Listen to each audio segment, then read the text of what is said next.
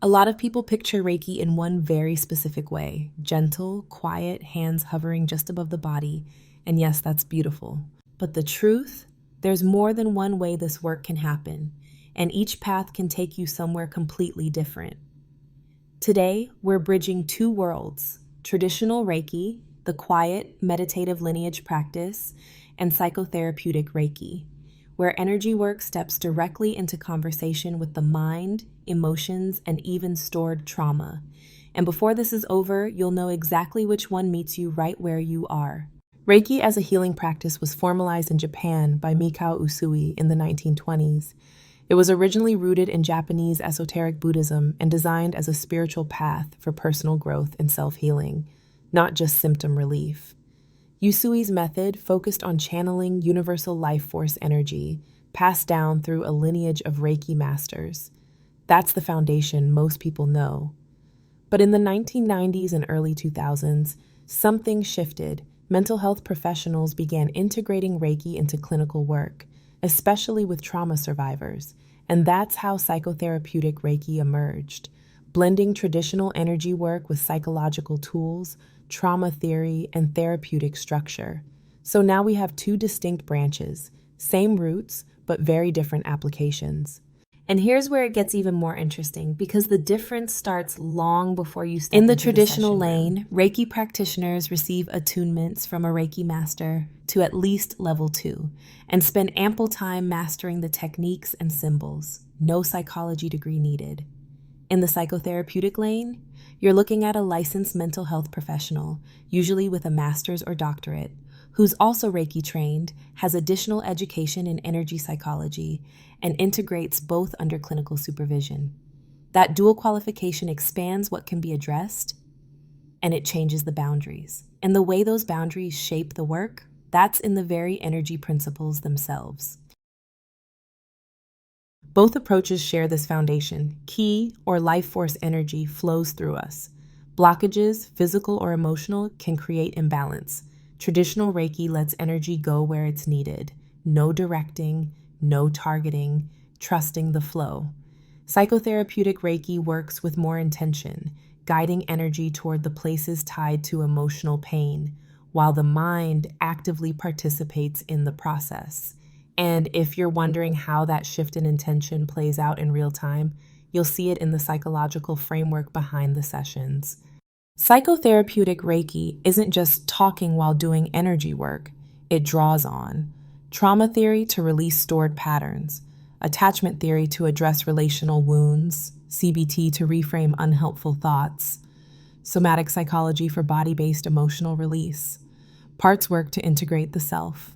It's energy work inside a therapeutic container, one designed to hold and transform deeper emotional layers, and that container makes the feel of the session very different. In a traditional session, the intake is brief. You lie down, fully clothed, and the practitioner quietly moves through set hand positions. Maybe you drift into a meditative nap. It ends with a quick check-in. In psychotherapeutic Reiki, the intake is longer, weaving in your history and goals. During the energy work, you might talk, track sensations, or use guided imagery. And the closing isn't just "how do you feel?" It's structured integration, often with things to reflect on afterward. But which of these is more effective? The research has an answer and a twist. Studies show traditional Reiki often scores higher for physical pain relief. Psychotherapeutic Reiki outperforms for trauma recovery, anxiety, and depression with body symptoms. Here's the twist. In moments of acute overwhelm or dissociation, traditional Reiki can actually be the better choice, because silence and stillness can feel safer than processing in the moment. And that difference is exactly why the experience of each feels so distinct. Traditional Reiki is deeply restful, warmth, tingling, sometimes sleep. You let go, you receive, and the body does the rest. Psychotherapeutic Reiki is actively engaging, guided awareness, emotional release, insight. You leave feeling not just lighter, but clearer. So if you're drawn to both, how do you choose? Let's break that down next.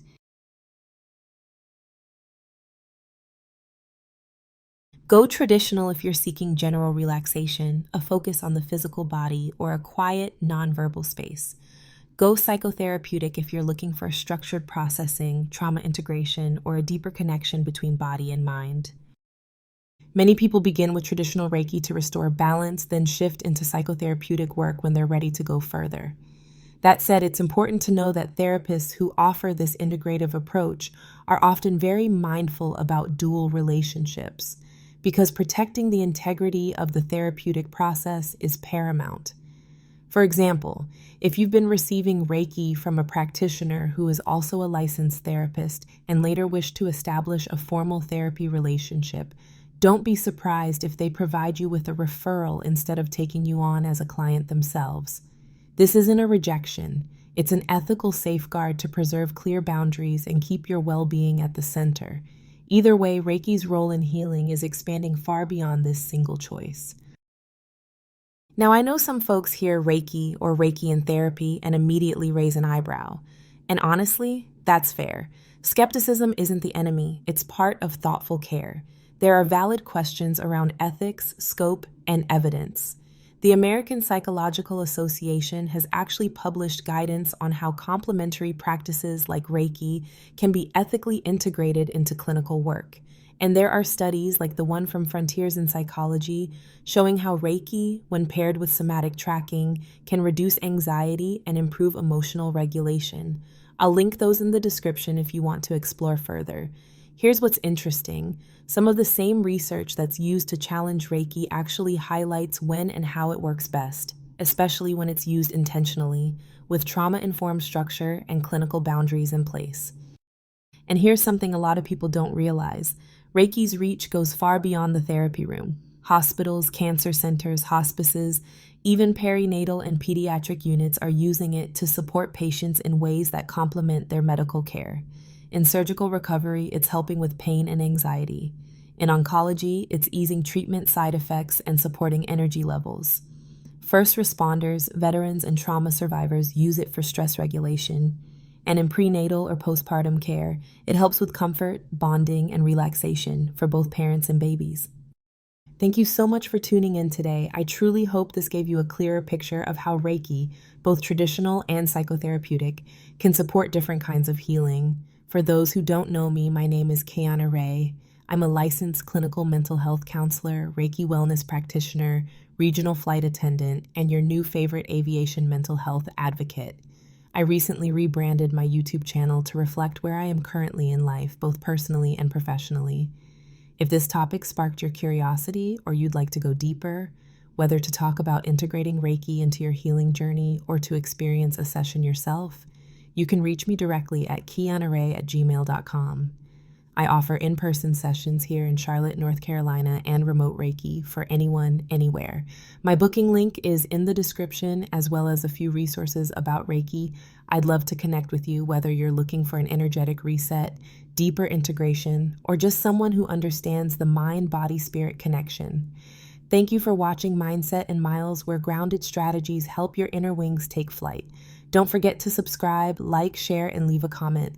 I'd love it if we could connect on Insta or TikTok too. Until next time, bye.